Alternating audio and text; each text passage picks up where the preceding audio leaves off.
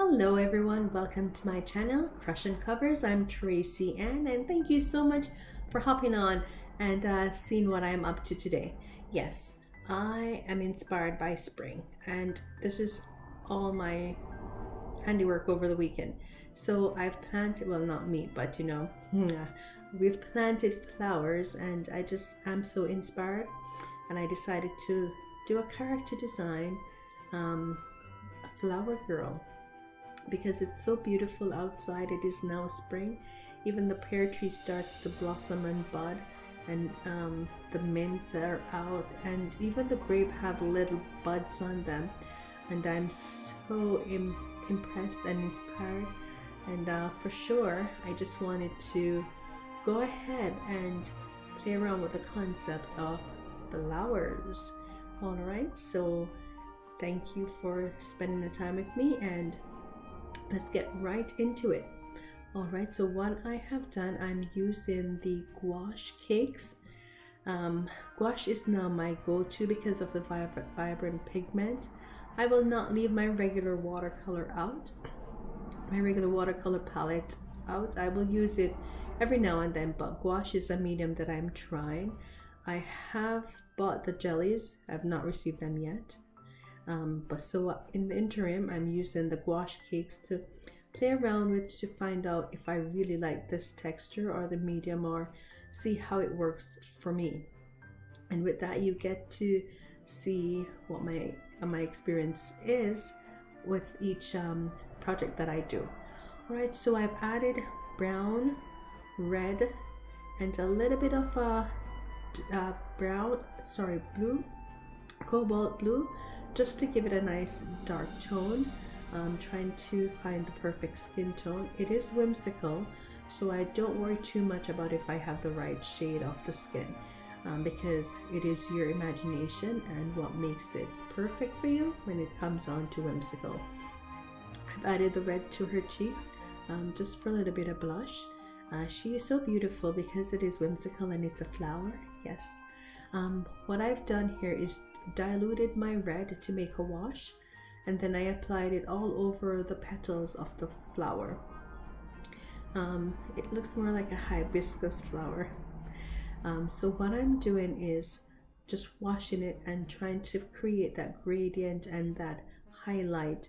So when I'm applying the intense red, it will look really nice, and give like reflections and just a bit more variation.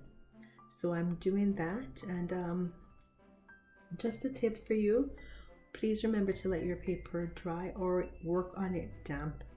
I'm also using the Holatop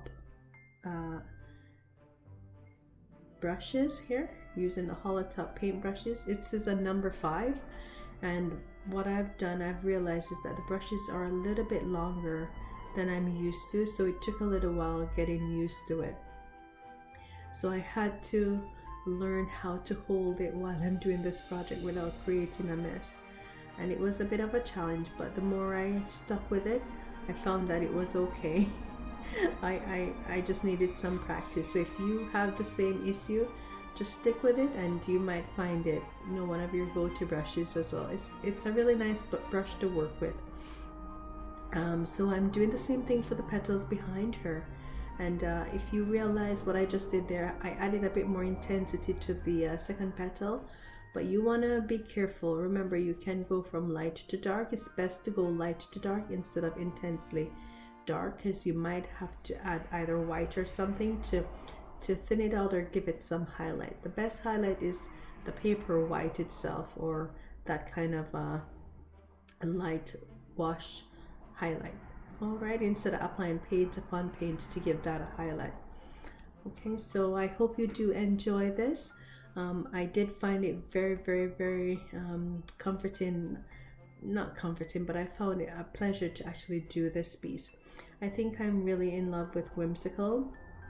However, I did promise gouache, so gouache it is, and here is my experience. I also wanted to let you know a habit of mine. Whenever I am painting at all, I tend to not want to waste any of the paint. I don't know if you have the same habit, But what I find that I will do is if I've mixed something like a red, and I do have a little bit of red wash or paint left over, I want to use it up. So I'll try and find something to create with it, like add it in the background or mix it with another color to get another shade. And I just try not to waste anything. Maybe that's something you like to do too. But remember, if you have to refresh, go ahead and clean that off. Don't be afraid, because it becomes a habit, so you tend to not want to either clean it up or get up or just trying to use it up. But don't, clean it up and go ahead and do your lighter shades, because you might be disappointed if you don't. But nothing's wrong with not wasting water or paint or a mix that you've done previously. My other thing about me that you may not know is when I'm painting, I don't paint and look at my artwork itself.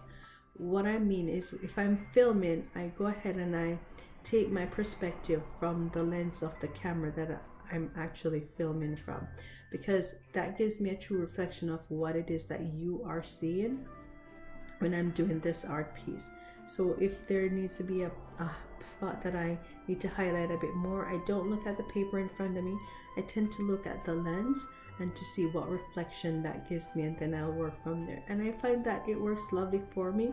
Maybe it's something you can practice or try and see if that works for you, and it makes my projects a little bit more better, I think, instead of just looking at it and saying, okay, I'm done. I'll look up at my lens and see what you are actually seeing, so that gives me kind of a true reflection. Alright, so I do hope you enjoy this piece. It is whimsical, all about spring, lovely spring flowers popping out, and I hope you are inspired. Alrighty, so let me know what you think about my whimsical girl. If you want, go ahead, and I'm not sure if I'm able to put this up for you so you can paint with me, but I'll try and see what I can do for my blog. You can get it off my blog. I will try. If it's not there, I might have it later. Alrighty, but thank you so much for staying with me, and I hope you are inspired. Remember, stickers can be found on my Redbubble store. I do put these up on my Redbubble store just because you might want it to add to your project, or you just like the print itself. I mostly do them for stickers and prints, but they are also fun for products and anything that you might like. Alright, well, thank you so much. I hope you're inspired again for the 5th time, and you can go ahead and create for yourself. So thanks very much, and continue watching. Oh, and thanks to my patrons and those who support me on Ko-fi, buy me a coffee. Thank you for that peppermint latte. I do love a peppermint. Alrighty, and God bless and have a great day.